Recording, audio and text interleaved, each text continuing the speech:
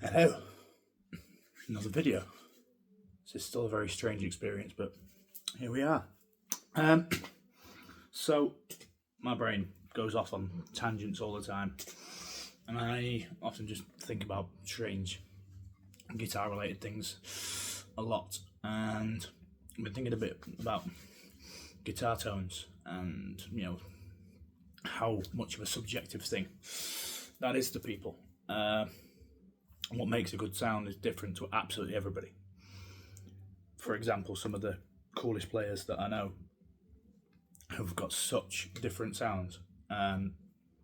It's very much like the analogy that Guthrie Govan uses, not even really an analogy, but the guitar that you hear in your head is so different for everybody.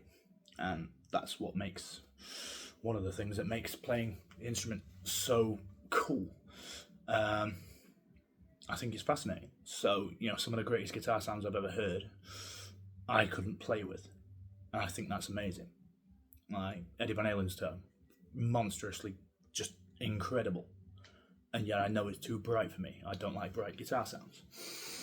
But yet I know it's, when I hear that sound, I'm like, that is so cool. But I couldn't play with it. And there's a lot of great players that I know that all have amazing sounds, that they wouldn't work for me, and my sound wouldn't work for them.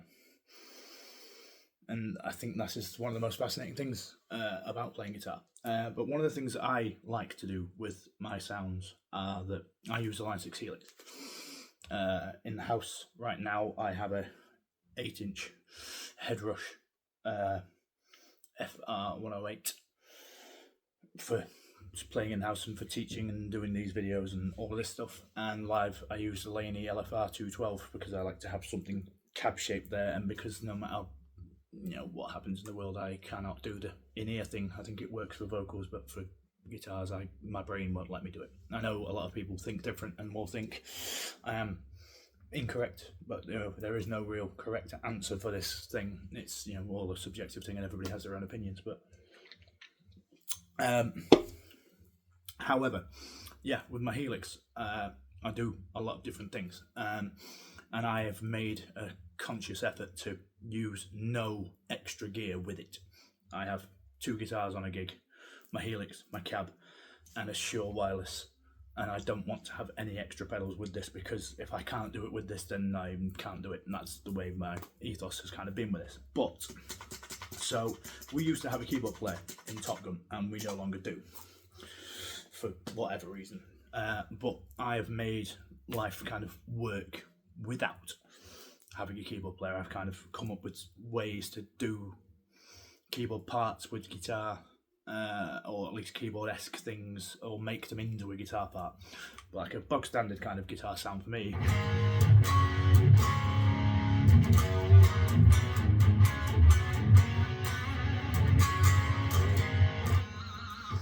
I try and look at my sound as almost like the Nuno Bettencourt on a graffiti tone, with less treble and less bite. Somewhere in between Ian Thornley's studio tone with Big Rec when he does his big flat guitar sounds, and the Nuno thing, somewhere in that area. My clean sound, I will play a different chord just in case the internet decides to try and do me for copyright, but essentially different key, slightly different chord, but that's the kind of thing I'm going for. I did steal an idea from a fellow guitar tutor, Scott Crowther, and put an acoustic sim on my clean tone. It kind of makes it like the John Petrucci thing of having the piezo output and the electric output at the same time. It kind of gives you that vibe. And then I have some low gain, kind of crunchy things in between, and then big whack off great lead sound.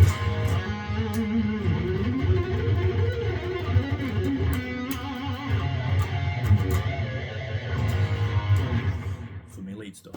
But I have some other things for other sounds. So for example, we do some Pink Floyd stuff. So I wanted to give the effect of having a Nashville tuned guitar without doing it, and without actually doing that. So I have this kind of vibe.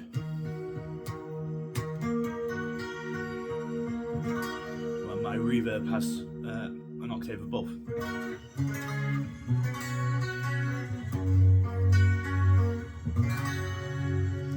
I have things like this, I have my absolute favourite guitar sound that I've ever invented. Well, I didn't invent it. It was somewhere in between how Joe Satriani did the Deep Purple stuff with Chickenfoot, which was he used a Pog. So I have like an octave up and an octave down, which I used to, when I used regular pedals on an amp, I used a TC sub and up, with an octave up and an octave down, and I could do the polyphonic thing. So I have that in like the FX loop of the Helix, and a kind of very dark fuzz.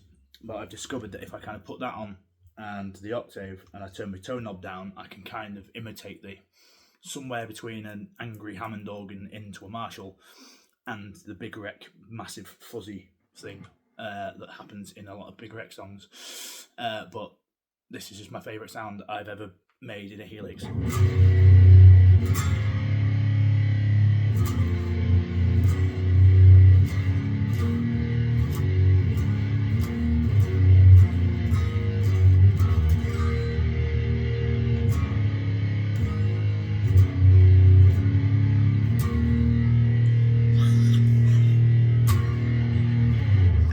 And that kind of thing works in a similar way. We play Highway Star by Deep Purple, and I have a very similar kind of vibe, minus the fuzz for the solos in this.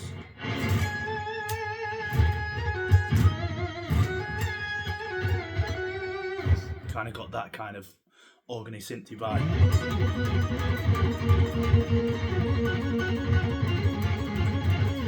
If anybody wonders how to do that, by the way, you're kind of just doing some A minor arpeggios, an E major, a G major, and then D major, but because the bass notes, so kind of the bass note of the A minor, then the third of the E major, sorry, and then the root note on the bottom, and then the third of D. So you kind of have this chromatic bass line that goes down, but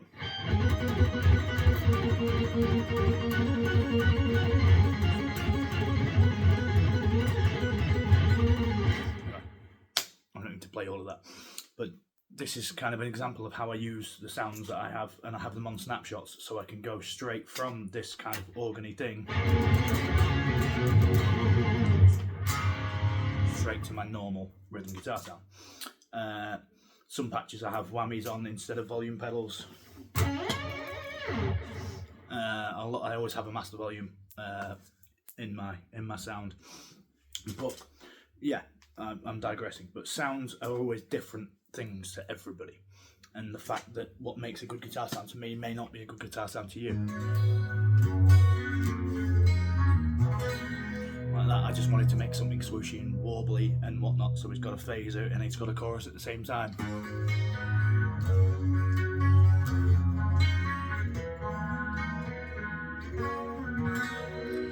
change the rhythm there so that you can't tell what the song is, but yeah, guitar tone is such a subjective thing. But the thing that you do have to bear in mind is that a sound that you can use in your house, you know, everybody's done the thing when they're a kid of kind of like, you pull all the mids out of your sound when you're in the house and you just chug away and you go, that sounds amazing. You take that sound to a stage and it just doesn't work. Case in point, you look at, say, for example, some big metal sounds like Killswitch Engage stuff. There is always some mids there and there's always a tube screamer on there to make the bottom end not overtake the sound. Because too much bottom end makes it impossible to hear yourself on stage. Bass players have this problem all the time where they want a big boomy sound, but actually you listen to any bass live album, and a bass tone on a live album, there's very little bottom end on there, because in a live situation it just doesn't work. And so if you've ever find yourself not being able to hear yourself, it's because you have too much bottom end. Same with guitars.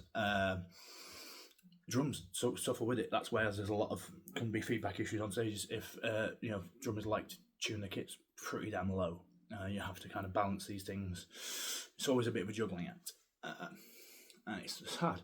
It is a hard thing to do, but once you get there, you get there. I've discovered very recently, I always do a high cut on my Helix, but I have recently done a low cut thing, and it's taken away some of the subsonics at the very low end, so when I do chuggy things, which happen on occasion, it alleviates this issue.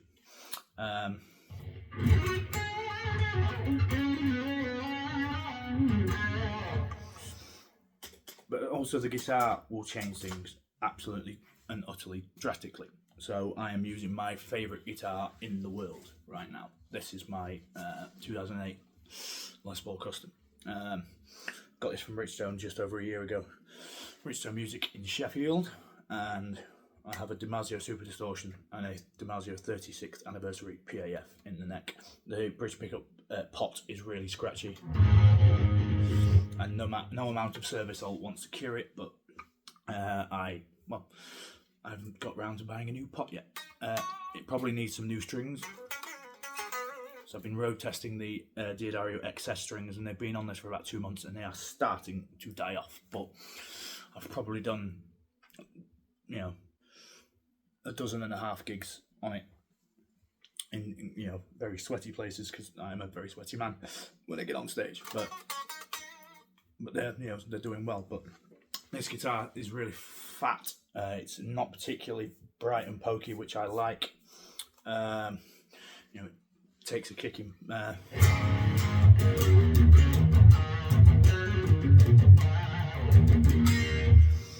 But it's a great sounding guitar. It's kind of very much all round. I have, for another video in a little while, I've got my Strat down, and that's not particularly bright for a Strat, but it's not a bright Strat, but it's much brighter than this ever will be. Whereas my SG is really bright and angry and pokey, and it's got the same pickups as this. My SG has the same pickups, but just because of the nature of that guitar, it has a completely different sound. So you can dial in your sounds for one guitar, go and stick something else in, and it will be a different thing. The Gold Top I had out on the last video was into the same tones as this. My bass sound is the same sound no matter what I'm doing. It's always just the same preset with changed effects, or if there doesn't need a clean amp, there is not a clean amp in it. But generally it is always the same noise. So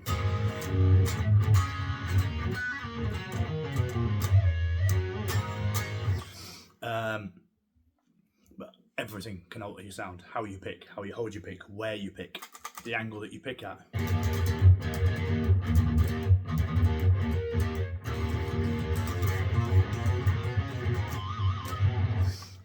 Using your thumb or your fingers.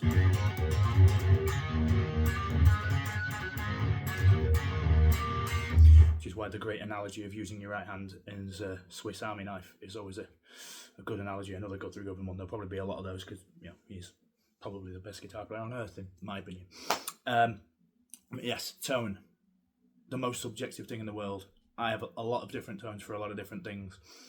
Some of you may like them, some of you may not. They work for me. Yours will work for you.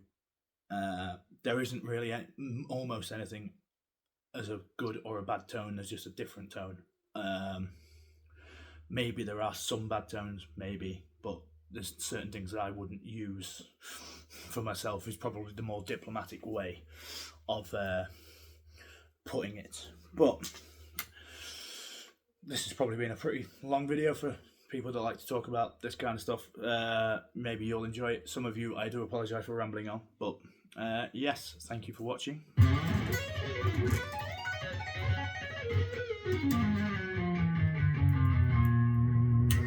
And I will see you in the next one. See you later.